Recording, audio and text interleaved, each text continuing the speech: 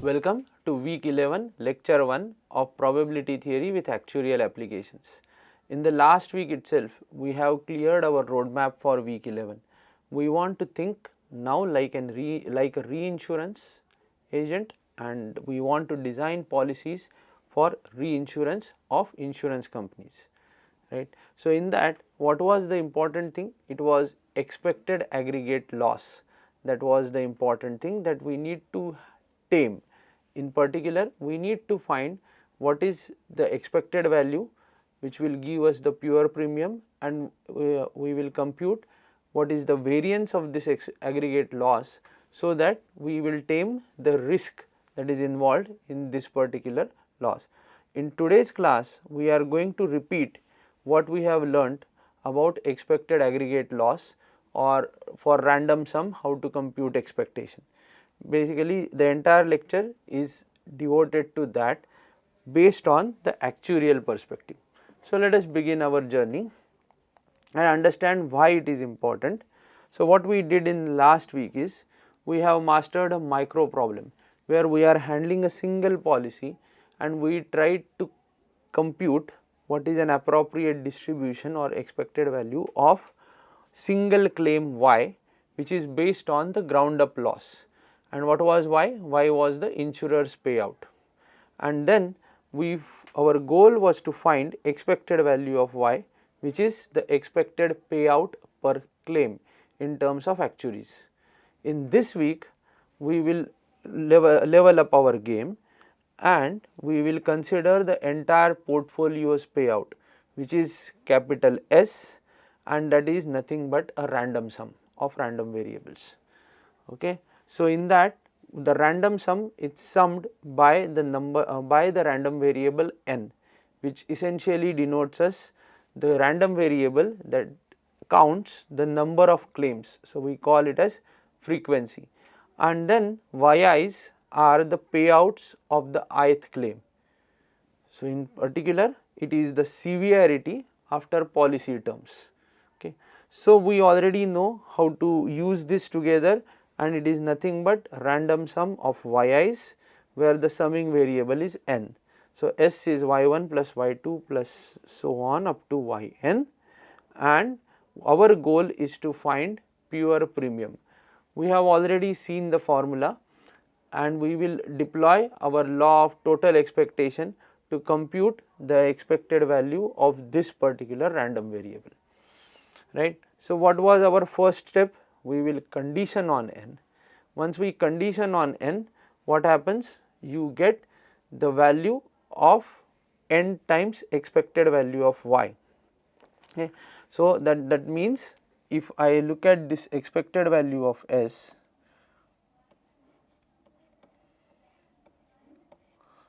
our standard trick with law of total expectation is expected value of S given n, and then take the expected value of this entire number, right. So, what is this? This will become a function of n, and this outside expectation will be expectation with respect to n, and this expectation is expectation of S given a fixed value of n, right. So, then our job reduces to considering the expected value of S given n.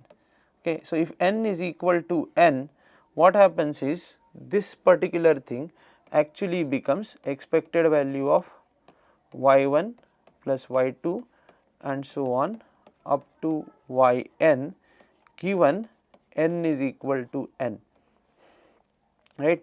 Now, we will actually assume that this n is independent of yi's, and when you assume that, this conditional expectation actually becomes expected value of y1 plus y2 and so on up to yn.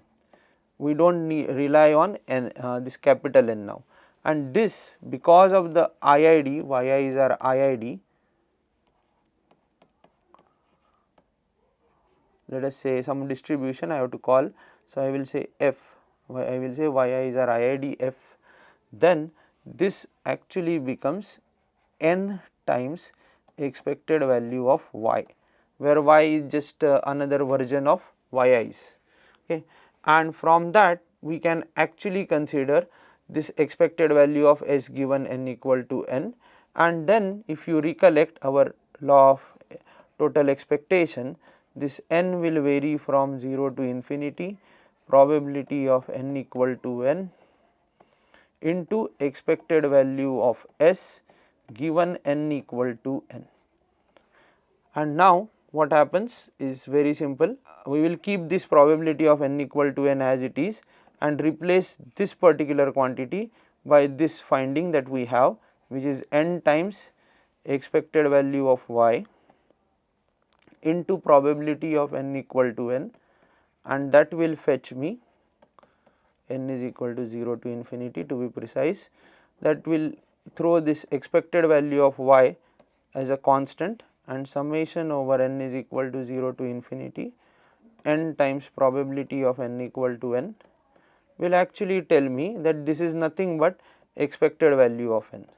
So, I have a formula which is expected value of n into expected value of y, okay, because this expected value of y was a constant which can come out of the summation.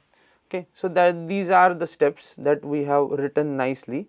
So, here if I want to name each step, the first step is condition on n, where I have just conditioned on n. The second step is I looked at the inner expectation where I computed this quantity expected value of s given n equal to n, and it turns out to be n times expectation value.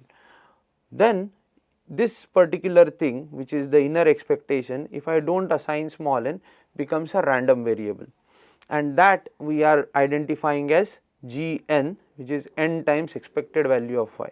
But this expected value of y is just a constant. So, if I take expectation over this, expected value of y will come outside the expectation, and I will get expected value of s to be equal to expected value of n into expected value of y. So, the master formula that we have derived from the law of total expectation is our expected aggregate loss is expected value of a frequency into expected value of severity. That is the wonderful thing that we have derived, and therefore, my total payout, expected total payout, is nothing but product of expected number of claims into expected payout per claim. Okay. So, whenever you are encountering this kind of question, we should have a 3-step process for finding expected value of s. First, you find expected value of n, which is your expected frequency. Typically n will be Poisson lambda, in that case expected value of n is lambda. Second step is you find the expected value of y, which is the severity distribution, and expected value is expected payout per claim. This entire week 10 toolkit was devoted to finding deductibles, limits and layers, right. So, this we are already familiar with. Then we finally what you need to do, you need to multiply this with each other and get the expected value of s. So, the second step we have already mastered in week 10, and now we will demonstrate how to use this 3-step process across various examples. That is what our today's drill is. Before that, we will reveal one common exam trap where people may lose marks. Remember our analysis of per payment and per claim. So, all those things are important, and people may get confused, and because of which they may lose marks. So, it is a per loss and per payment confusion that actually makes the things worse. For example, the situation given to you is the ground up losses excise, there are 10 losses excise that occur, but 3 are below our deductible level 500. Okay. So, we have 10 losses, but only 7 payments. Okay. So, in this case you will say there is no confusion because there are 10 losses. So, expected value of n, we will consider that n to be equal to 10 and we will compute easily. But generally people get confused because only 7 payments are being made. So, they try to understand the sum of 7 random variables and then they try to make the computation, and that is where they lose marks. So, it is important to distinguish between them. So, we are distinguishing them as follows. Let us consider n, capital N, as your random variable, and it is related to loss distribution. Whether the loss is paid or not, I do not care. Expected value of n loss, if I am computing, I am computing for entire set of claims, all 10 claims. Okay. So, this is nothing but number of loss events that we are counting. Then you look at another random variable which is n payment. So, these are the number of payments made by the insurance settlement agency. So, these are 7. Now, people may take n payment and y without taking YL. So, remember in last week also we had this kind of discussion where we have shown the connection between Y and YL. So, again we are bringing in that connection. So, which thing to work with, that is the main question. Which n and which y do we use to compute expected value of S, which is to expected value of n into expected value of y. So, there are two n's, one is a payment one and another one is the loss one. So, whenever you are using loss distribution, you use per loss payout. Whenever you are using payment distribution, you use per payment payout. This is conditional on whether the payment is given or not. Okay. So, that is the important distinction that you have to make. We will show how both these computation done properly will coincide.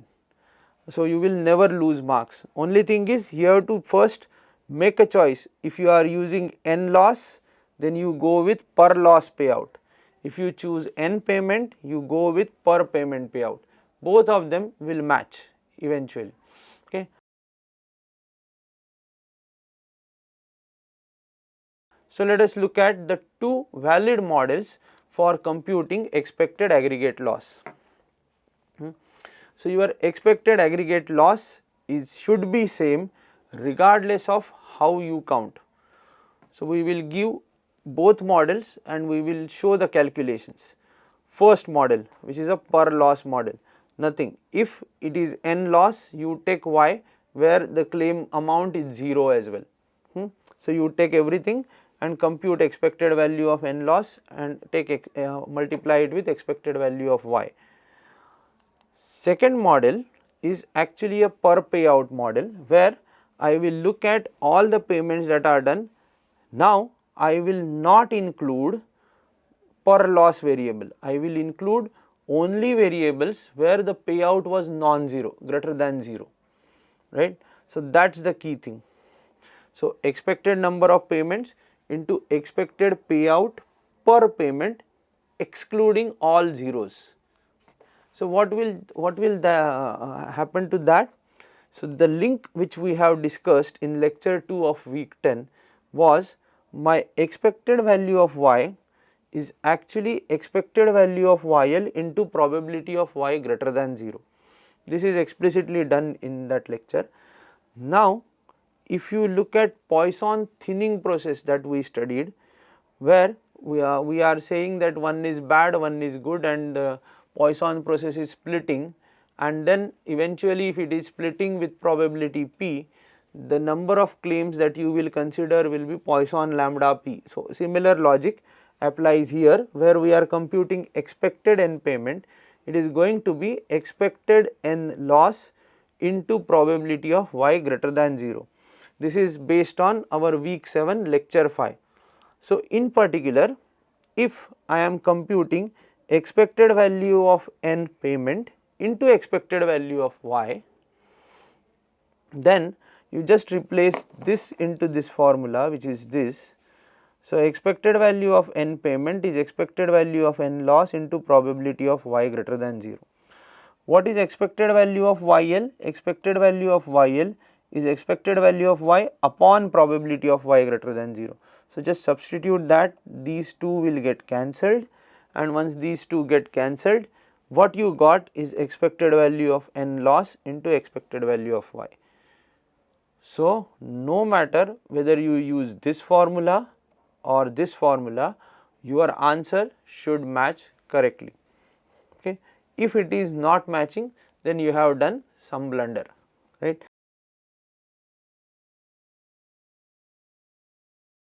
So, let us understand this through one example which will make the things clear.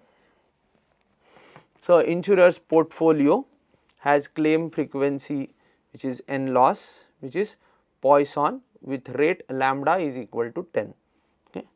Ground up loss for x for each is exponentially distributed with mean 1000. So, the parameter of exponential distribution is going to be 1 by 1000.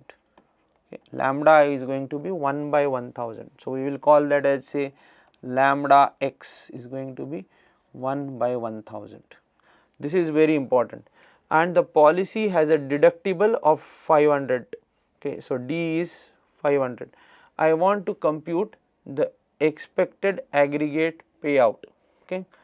So, we will first design a strategy, then we will understand what is given, which we have partially understood, and then we will actually solve this problem using both methods. Let us understand what we have.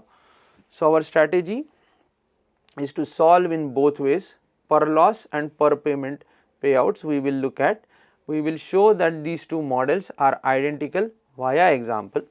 So, in that, let us understand what is given. As I mentioned, x will follow exponential with mean 1000, that means expected value of x is 1000, therefore, lambda x is going to be 1 by 1000. Frequency, which is the n loss, is Poisson 10. So, expected value of n loss is going to be 10. So, I have deductible of 500, that also should be mentioned, D is equal to 500. Remember, now we have some key things which we have already done. First of all, there is a exponential distribution. This exponential distribution has memoryless property. We have to use this explicitly because there is a deductible involved. So, all those things will come naturally now, and you can see how we are weaving the pattern into a cloth. Let us look at this. We already know that expected value of S is expected value of n loss into expected value of y. Now, compute. First, find expected value of n loss. There is nothing to compute, Poisson lambda equal to 10. So, expected value of n loss is given. Now, the next part is very important. You have to find expected value of y, and you have chosen to compute expected payout per loss, correct, but there is a 500 deductible involved. So, my payout function, as mentioned in the first bullet, y will be equal to max of 0 and x minus 500, with x being exponential. Now comes the memoryless property of exponential. So, use exponential shortcut which explicitly uses memoryless property of week 10 lecture 2, and we can easily see expected value of y is equal to expected value of x into probability of x greater than d. So, we have, because we know that, we have significantly reduced our calculations. Now, I just need to understand what is probability of x greater than d. My deductible is 500. So, I will simply compute probability of x greater than 500, but this is exponential and it is a survival function which is very easy, e raised to minus lambda x d. But what is lambda x? Lambda x I have already shown you, it is 1 by 1000. So, I will simply multiply by 1 by 1000 here into 500, which is my deductible value. So, I get e raised to minus 0.5. Therefore, my expected value of y will be 1000 into e raised to minus 0.5. We have saved significant amount of time using properties of exponential distribution, otherwise this would have been slightly difficult. Now what is remaining? Just multiply these two numbers. So we can multiply these two numbers and you can show that numerically this particular value is 6065.31.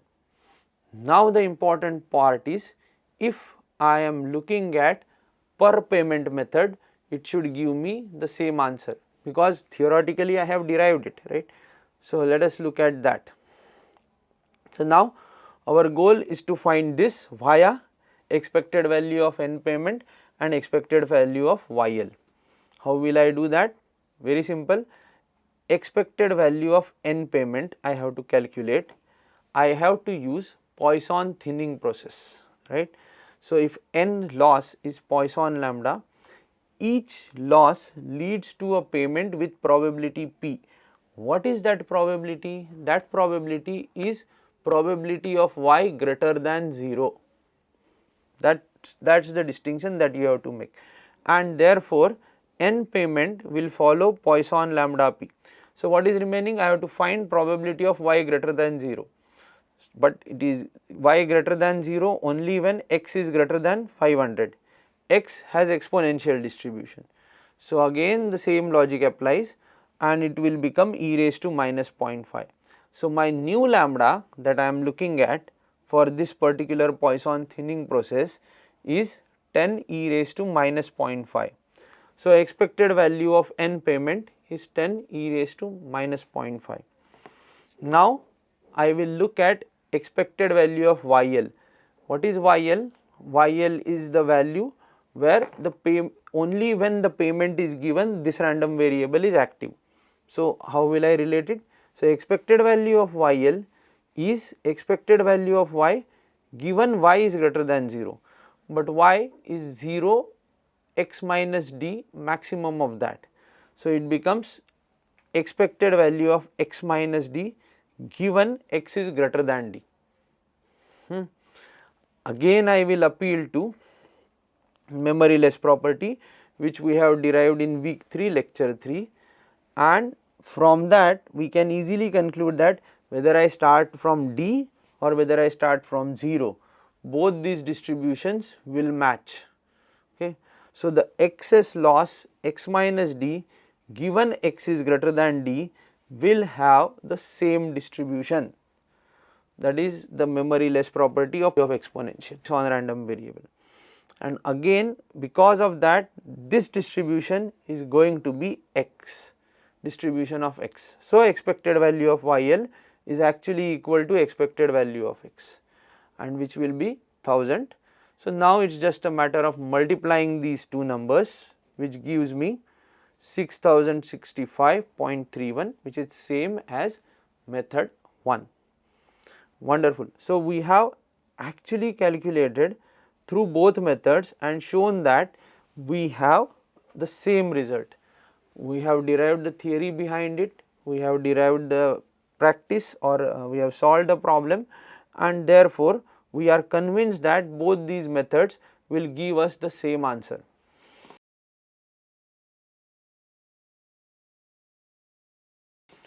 So let us conclude this lecture by promising feature of computing expected value of S, whether you are calculating per loss or per payment. So what we learned is we built a master formula in actuarial context now for mean of portfolio's total loss, and that master formula was actually derived in week 6, which is law of total expectation. Expected value of S to be equal to expected value of N into expected value of Y. Now what we have done is we have given it a valid connotation, that is in actuarial context it is per loss model, then you have this formula. If it is per payment, you can use that Poisson thinning, and you can use this as a shortcut only for treating per payment options.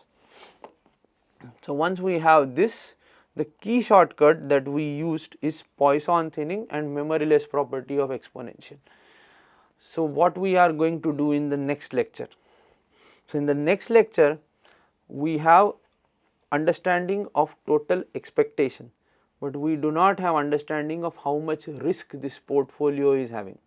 So, in the next lecture we will actually try to find variance of S, for which we will require computing this expected value of y square for the expected square payout, and this can be tricky at some times. So, we will dedicate a full lecture on computing expected value of y square under different payouts.